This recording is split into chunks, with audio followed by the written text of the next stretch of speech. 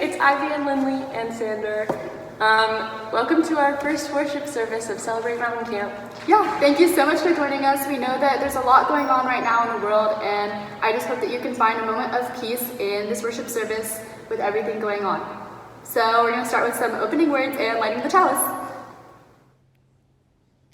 In a time of uncertainty, when everything around us is changing constantly, each day new developments, rising numbers, changing guidelines, when the world we live in suddenly seems upside down and topsy-turvy, we light our chalice to remind ourselves of our grounding in our faith.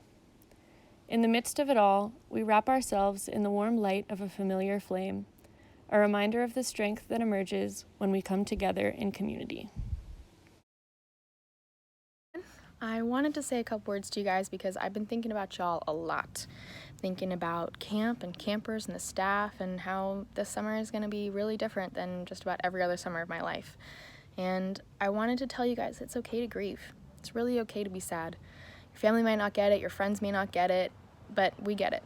I know I'm not the only one who looks forward to it every year, dreaming about it, trying to get through school and real life, and I know I'm not the only one who thinks of it as their escape and their absolute favorite place. And I know I can speak for a lot of the staff when I say it's my absolute favorite job I've ever done. Hands down, no question, camp director is at the top of the list. And I also wanted to say that just because we're not all at camp together this summer doesn't mean that we're not still a community, because the mountain is bigger than just a place. It's about all of us and the connections that we build there together.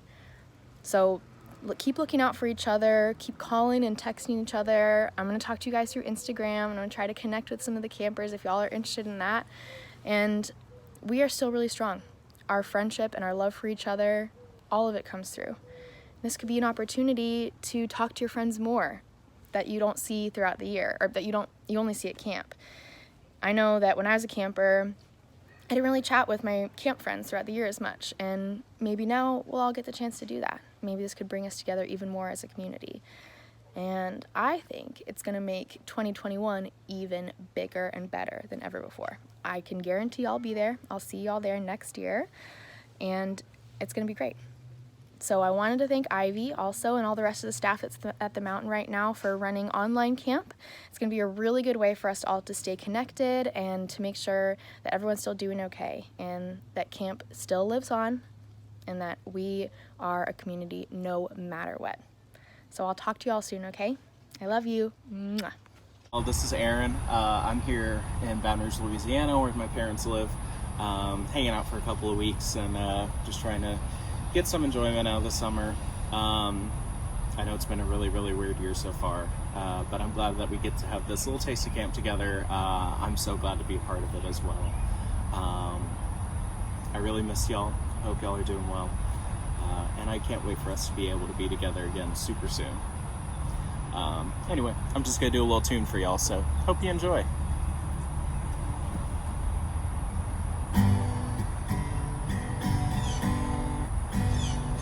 I'm sitting in the morning sun. I'll be sitting when the evening comes, watching the ships roll in. Then I'll watch them roll away again. I'm sitting on the dock of the bay, watching the tide roll away. Sitting on the dock of the bay, wasting time. I've left my home in Georgia, headed for the Frisco Bay, 'cause I have nothing to live for, and looks like nothing's gonna come my way. So I'm just gonna sit on the dock of the bay, watching the tide roll away. Sitting on the dock of the bay, wasting time. Look like nothing gonna change. Everything remains the same. I can't do what 10 people tell me to do. So I guess I'll remain the same. Yes, I'm sitting here resting my bones, and this loneliness won't leave me alone. 2,000 miles I roam just to make this dock my home. Now I'm just gonna sit at the dock of the bay, watching the tide roll away. Ooh, I'm just gonna sit at the dock of the bay, wasting time.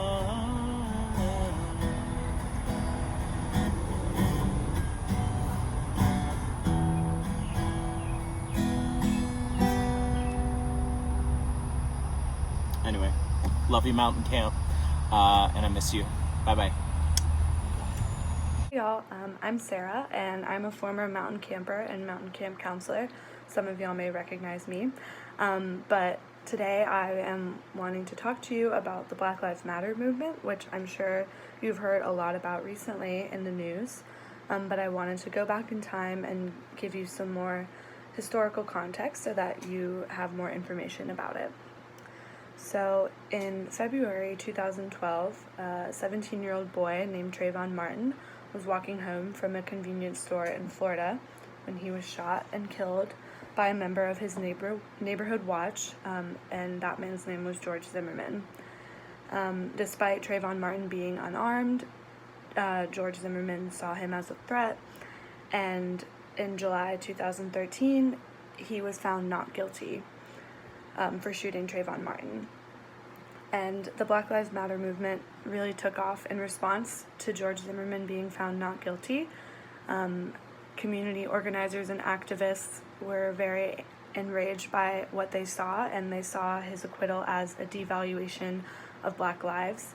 And so 3 Black community organizers named Alicia Garcia, Patrice Coulors, and Opal Tometi created the hashtag Black Lives Matter. And then that hashtag was turned into an online network to provide activists with shared principles and goals of racial justice. Now, the movement is decentralized, which means there is no real national leadership and is instead focused on community organizing and local leadership. While it started as a hashtag, the first in-person protest took place in Ferguson, Missouri in August 2014 following the police shooting of Michael Brown. And while they had existed before more online, these in-person protests really put them in a national spotlight, and in the following years there were many instances of young Black men being killed by the police, and Black Lives Matter was kind of the rallying cry and took charge of the protests that were happening in response to those killings. And segueing into my next point, you've probably heard people say Black Lives Matter in response to police shootings and police brutality, but the movement draws inspiration from earlier justice campaigns such as the civil rights movement of the 1960s and the 1980s Black feminist movements, as well as the more recent campaigns for marriage equality and LGBTQ rights. In that vein, Black Lives Matter is not just focused on bringing justice for Black folks killed by police officers, but also embracing the lives of Black women, Black queer folks, Black trans folks, disabled Black people, and Black lives all across the gender spectrum. And there are 13 guiding principles of Black Lives Matter, kind of like the 7 principles of Unitarian Universalism, and some of those principles are diversity, globalism, empathy, and restorative justice. Specifically, some of their guiding principles say, we acknowledge, respect, and celebrate differences or commonalities, and we work vigorously for freedom and justice for Black people and, by extension, all people.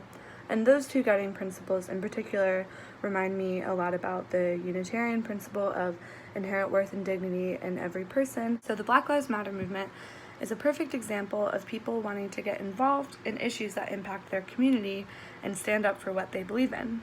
Now, what started as an online hashtag turned into an international movement advocating for change. And now Ryan and Jason are going to talk to y'all about how the Black Lives Matter movement is relating to what's currently going on and what members of the Black Lives Matter movement are doing to help their own communities.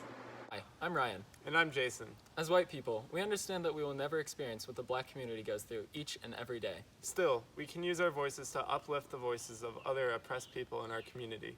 Here's what those who are part of the Black Lives Matter movement have been doing. Donating to organizations. Supporting shop owners and artists of color. Educating themselves using books by Black authors. Speaking out when they hear oppressive language. Avoiding businesses with known racist corporations. Writing to their representatives. And protesting. What are you doing?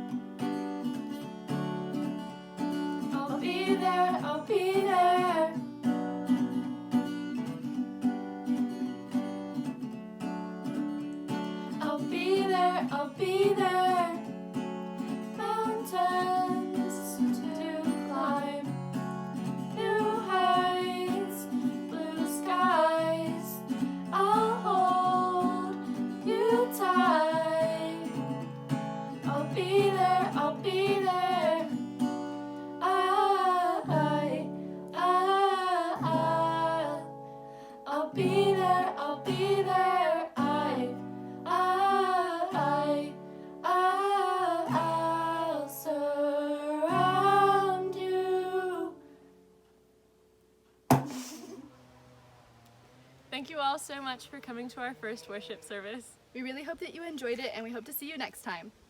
We extinguish this chalice with hope for the future and with faith in our community.